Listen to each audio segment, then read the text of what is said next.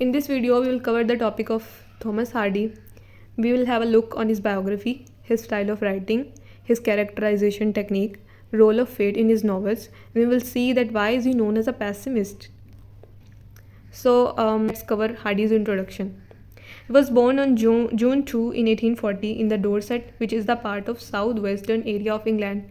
It was a rural area like village, and mostly the setting of his novel is the same rural area in which he was born. Like he places his characters in village background. He does not depict city life. His father, Thomas Hardy Sr., was a stonemason and builder, and his mother name was Jemima. She was fond of books, and she also passed on her love of reading to his son. A lack of financial means for university ended his study at age 16, and he could not get formal university education. He began an apprenticeship for local architect. It means that he got an architectural background, and whenever he describes the buildings and houses, he describes on the basis of their architecture. Basically, Hardy is very descriptive in his writing, and therefore he write about buildings and places, and he describes on the basis of architecture. Next is, he is both a novelist and a poet. He is a writer of two ages, Victorian and modern. Basically, Hardy wanted himself to be known because of his poetry, but his novels got more fame than his poems. And he published 14 novels and 8 collection of poems. Apart from that, there are 50 short stories to his credit. His publishing of novels and poetry also reflects that he is a writer of two ages, of Victorian age and a modern age. In modern age, there was poetry was famous, and in Victorian age, novels got more fame. His novels and poetry suggest a separation or loss of what England was and an uncertainty of its future. Basically, his novels are a reflection of Victorian age, how industrialization started, how there was uncertainty in people that what is going to happen next. So this uncertainty and this industrialization, the change of people's beliefs, is reflected in his novels as well. Hardy written and published 14 novels in his lifetime. His most famous ones include Return of the Native, Far from the Maddening Crowd, A Mayor of Casterbridge, Jude the Obscure, and Tess of the Ubervilles.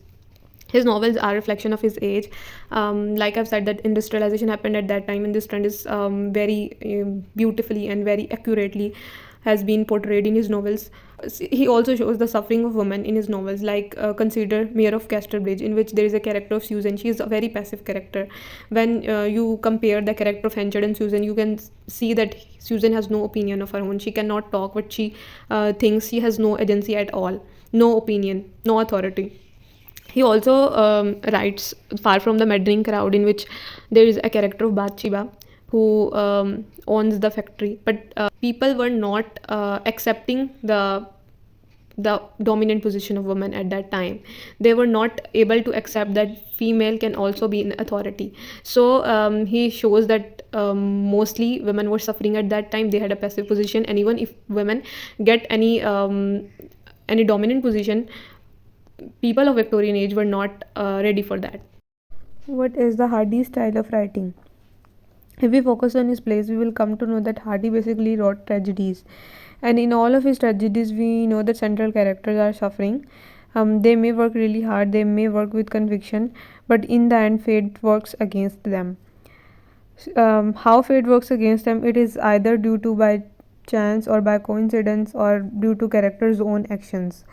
So all of these elements play a greater role in the final play and in the destruction of central character. Just consider the play of Mayor of Casterbridge, in which Henchard is a central character. In this play, characters' own actions also play a central role in the downfall of in his downfall. Like Henchard was very impulsive and aggressive by nature. His impulsive nature can also be seen when he sells his wife, and his aggressive nature can be seen that he was so competitive and so aggressive towards Farfrae. He never decided things rationally. Rather, he decided to be aggressive and जैसे झगड़ालू किस्म का इंसान होता है ना, उस तरह से वो रहा, चाहे वो ल्यूसेटा थी या चाहे वो फारफ्रे था. उसके बाद कोइंसिडेंसेस हमें तब भी पता चलते हैं जब फारफ्रे he comes to visit Casterbridge, और basically he was just a passenger. He was not he had not that intention to stay at Casterbridge. He overheard the conversation of Mayor and his other partners, and he tried to help Henchard.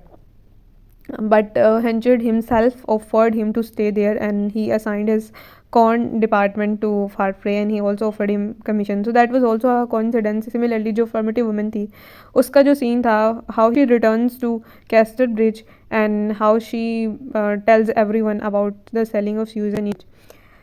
इसी तरह से हम fate का role तब देख सकते हैं कि Henchard was so excited to celebrate a national event.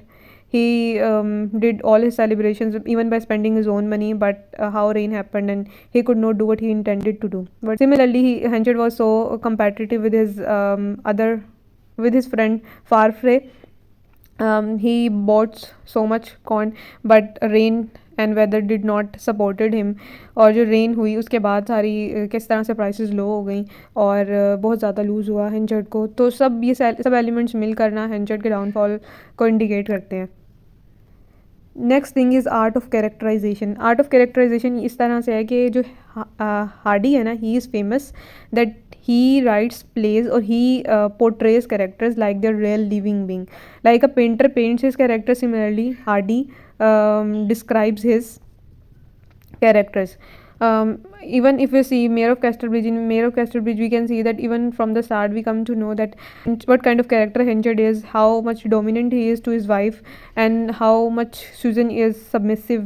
We come to know by their style of going to tent that they are not happy with each other.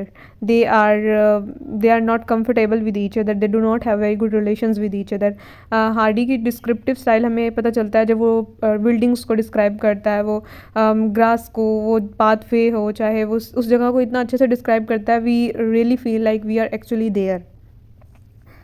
इसके अलावा हार्डी का जो बैकग्राउंड था वो एक आर्किटेक्ट का था. तो इसी तरह से जब वो डिस्क्राइब कर रहा होता था सीन्स को, तो वो बिल्डिंग्स के आर्किटेक्ट के ऊपर बहुत ज़्यादा फोकस करता था. तो ये जो उसकी आर्किटेक्चरल बैकग्राउंड था ना, वो हमें उसके पोर्ट्रेट ऑफ बिल्डिंग में पता चलता है. वो हर चीज़ को उसके आर्किटेक्ट में बयान कर रहा होता था. Hardy portrays characters through their speeches, dialogue, dresses and manners. Specifically we consider the character of Farfrae. उसका स्कॉटिश बैकग्राउंड उसकी लैंग्वेज से पता चलता था, उसकी डायलैक्ट ही अलग थी. इसी तरह से ल्यूसाइटा का फ्रेंच बैकग्राउंड, उस तरह से वो गाउन वेयर करती थी, वो उसके स्पेसिफिक मैनर्स होते थे, like she was an ideal lady. तो वो उसका फ्रेंच बैकग्राउंड इंडिकेट कर रहा होता था. इसी तरह से हेंचर्ड की स्पीच भी ये बताती है कि वो किस क्लास से बिलोंग करता है या how much educated he is. वो और एलिजाबेथ जेन को हम देख लें कि वो she was not educated at all. That was also shown in the speech of Elizabeth Jane. Hardy is a regional novelist. The regional novel writing was one of the feature of England in the 19th century that was trending, and thus the scope of 19th century English novel is quite narrow as compared to the works of Russia. Basically ना regional novelist का मतलब यह है कि जो Hardy है वो एक स्पेसिफिक रीजन के ऊपर फोकस करता था. उसके तमाम ही प्लेस में, in all of his plays we see that Wessex is the main place जिसमें वो अपने कैरेक्टर्स को प्लेस कर रहा होता था. तो इस लिहाज से उसको रीजनल नॉवलिस्ट भी बोला जाता है. इसके कैरेक्टर्स मेनली कोई बहुत ज़्यादा एजुकेटेड नहीं होते, वो नॉर्मल ह्यूमन बींग्स हैं, बिलोंग कर रहे होंगे लोअर क्लास से इन वेसेक्स एरिया. क्योंकि हार्डी खुद भी एक विलेज टाइप एरिया से बिलोंग करता था, तो वो इसी तरह के एरिया को एक सेंट्रल प्लेस रखता था अपने नावल में. Themes of human relations and aspirations. Basically Hardy के जो नावल में थीम्स हैं वो इसी तरह के हैं कि थीम ऑफ मैरिज. अगर हम कंपेयर करें चार्ल्स डिकन्स को और थॉमस हार्डी को, तो हम देखेंगे कि Charles Dickens used to portray the social evils, या वो एक लंदन में किस तरह के ईवल्स उस टाइम में इंडस्ट्रियलाइजेशन से स्टार्ट हुए, वो सब कुछ वो पोर्ट्रे कर रहा होता था चार्ल्स डिकन्स. लेकिन हार्डी के नॉवेल्स में ऐसा नहीं है. Love, marriage and family form the central themes of his novels. Hardy was the first novelist to explore man-woman relation out of the marriage that caused a scandal in the Victorian age. तो again हम mayor of Casterbridge में देख सकते हैं कि marriage का theme, love का theme, family का theme, these themes were prominent in his plays. Gothic atmosphere in his novel. Gothic atmosphere in the novel can be seen the way Henchard met Susan in a ring. तो एक dark and gloomy atmosphere, or there was nobody, that place was so isolated, or the love letters of Lucetta and Henchard, वो एक gloomy atmosphere novel में इसका create हुआ होता है. Secret meetings अक्सर हमें पता चलती हैं कि जिस तरह से Henchard meets Lucetta or he meets Susan, so that kind of secret meetings and love letters are indicated and portrayed in his novel. Unity of time and place इसके novel में हमें मिलती है. Hardy's novels have been set in a small area. The characters live near one another and often meet each other. Basically, Hardy अपने novel में एक ही region को show करता है जहाँ पे characters हमें नज़र आते हैं. तो unity of time and place is also seen in his novel. Wessex का area और same time में unity of time and place is there. Favorite quotations. It is hard for a woman to express her feelings in a language which is chiefly made by man to express theirs. ये quotation है from his novel.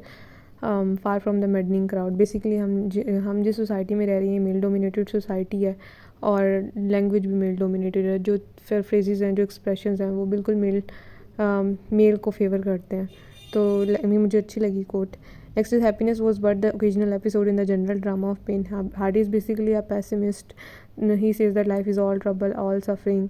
What ever you do, you can not win over fate. So he says that happiness is just an occasional episode in a general drama of pain. Next is a strong woman who recklessly throws away her strength. She is worse than a weak woman who had never any strength to throw away. This quote is also my favorite one. If you like my content, don't forget to like, comment and subscribe to my channel, and also hit the bell icon button as well. Thank you so much for watching and giving your time.